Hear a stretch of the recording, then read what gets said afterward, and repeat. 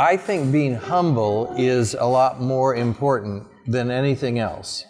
And as you said, I try to be a really good listener because there are a lot of people who in their neighborhoods have much better ideas how to fix them than I would. Yeah. And so if I can lend a hand to empowering them to do what they know best in their community, that's good. But I need to be humble. There's a lot of learning I need to make.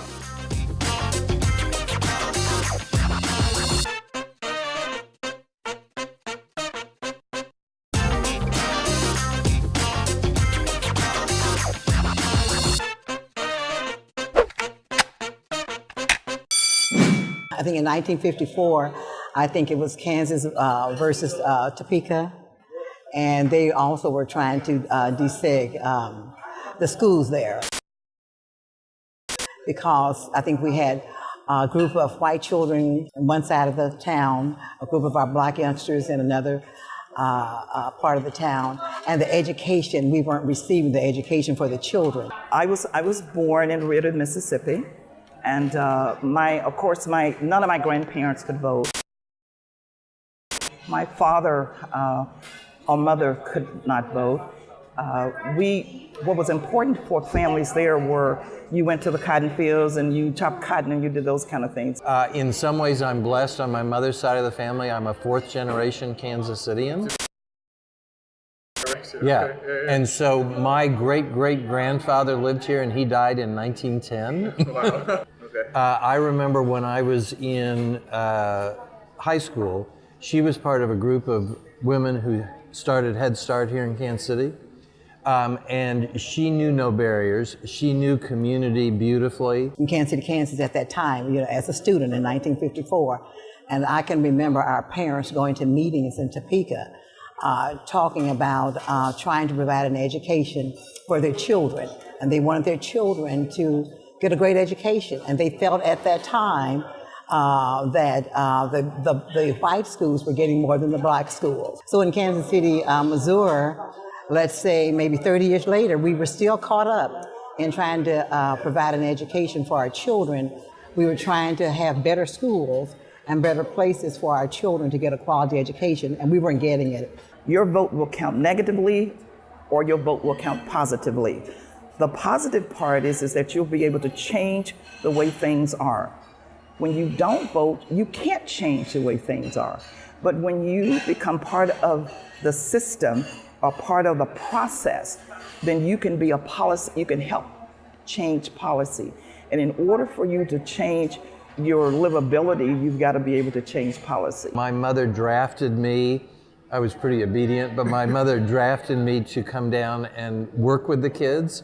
And that's where I saw, personal attention to your community broadly defined, paid as much to me as it paid to those kids.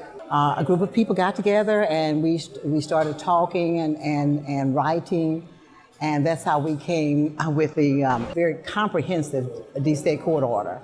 And our main goal was to, number one, we wanted to bring non-minorities back into the Kansas City, Missouri School District, hoping that we would build a financial base. If we are all caring about our neighborhoods and then reaching across our neighborhoods, we're going to build a great city, and that's what it's all about. I saw and know of family members that actually was killed trying to get to the polls to vote.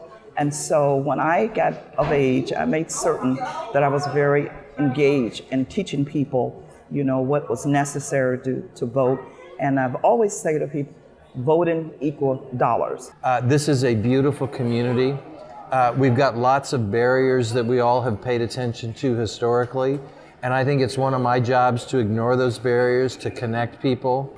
When you talk about quality of life and good school systems and good grocery stores and good churches, all that ties back to voting. And I think that we have forgotten that so many people lost their lives so that we could have this privilege to vote, and I take it very, very serious.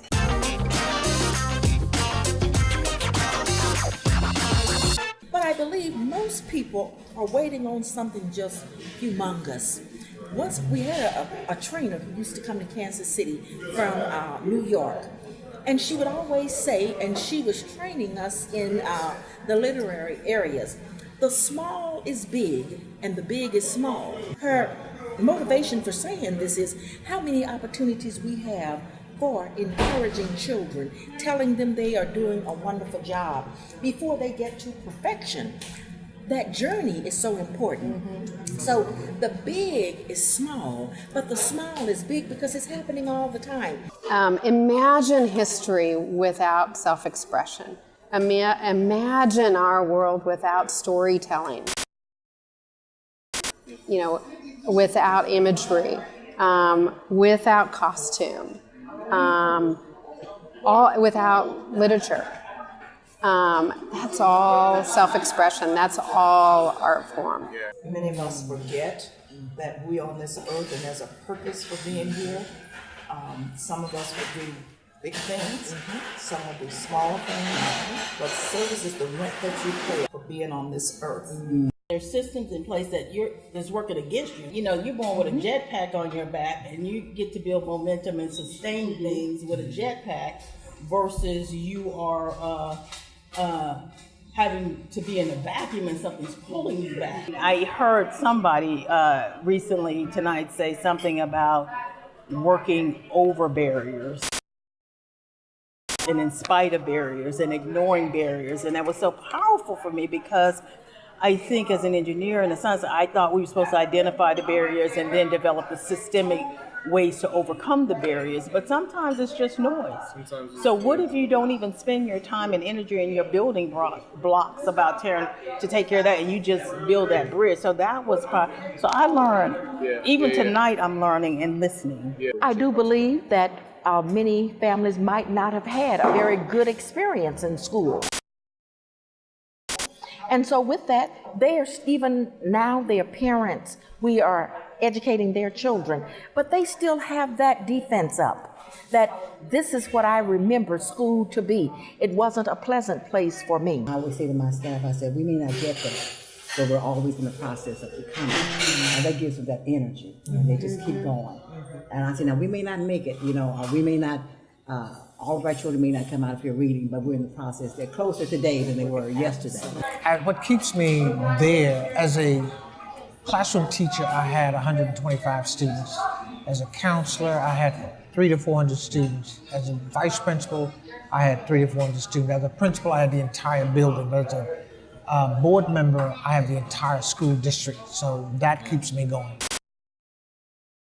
They come in, you have to give that effort from the time you walk into that building until the time that you walk out. So it's it's a labor of love that you must sometimes enjoy, sometimes dislike, but you have taken on the responsibility of educating someone else's children, and you must do it as if they were your own.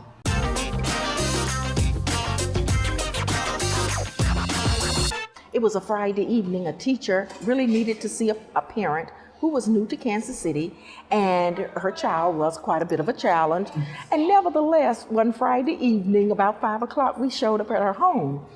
She didn't visit the building for anything. We could not reach her. And we went in, and she just brought the whole family in because she was so surprised that we would come. And on a Friday, when most people are trying to get home, do other things. But from that day forward, there was nothing we had at the school that she didn't participate in. And sometimes when we've made those home visits, we do discover that there are things that maybe parents could benefit from. We're able to help open some doors for some resources that will benefit them. So that has been quite rewarding, just to be able to step out of yourself a little bit to really support the people you're working with. Because if you really want to help people, I learned a very long time ago, and it was really what my parents taught us. If you really want to help people, you've got to learn to meet them where they are. When you don't know something, you simply cannot afford to say, oh, well, I'll think of it. No, you pick up the phone and you call Miss Kurtz or you call Mr. Brown or Miss Brown and say, look, I need some help. And I've never had one of them to say, I'm busy. Okay, I'm going to stop what I'm doing. What is it that you need? And if you need something else, give me a call back. So you have to, you can't hesitate to take a child's life for granted. We are not beginners, that there were people that are here long before we did. So there are models and examples, and we need to take those models and examples and expand them and make other people part of that team so that they can grow to the point where that hope is there. I really, really came to terms with the fact that if you were not born with wealth and you don't come into some wealth, the way to a better life is definitely through an education. Poverty doesn't have to cripple you. Poverty is not where one has to stop, but based on who you are and where you may be, we need a network. And I think for any of us, if we did not have that network in life to move us to where we need to go or to be that support system, we probably would not have accomplished the things that we have. When we were once a kindergarten through 8th grade building.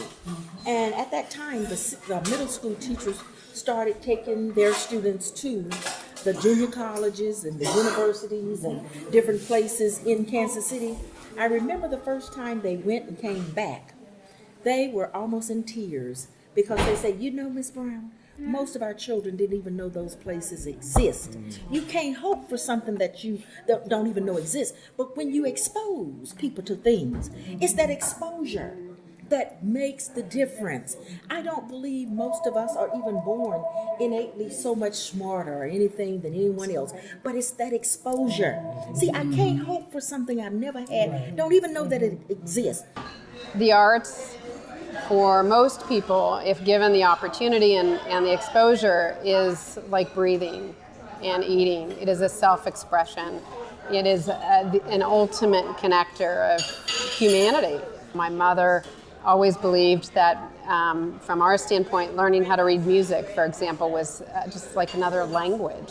Again, it's like talking. It's like getting to know both yourself and then being able to express that deep meaning to someone else, something that you can relate to, and to a human, that relationship, and I call it a relationship between the art and the person can be life-changing. Also, a deeper meaning, understanding what meaning and genius was behind the creation of that work of art. I think there is brilliance in that community of people that we say we show up to serve, and it's almost from a charitable perspective. Hope is a hard thing at the moment sometimes when you look at the national stage, but I think what's going on in this community and efforts like yours are really going to make this a better place. We never see hope written out as a strategic outcome, as a measurable outcome, as something that's funded. When you truly get giddy about wow and in awe of that talent that within that community that hasn't been developed yet, and you start seeking that out and mining that out like you're looking for gold or looking for with that sense of urgency, you'll be amazed. I mean, amazed. I'm certain that children deserve better than what they are getting.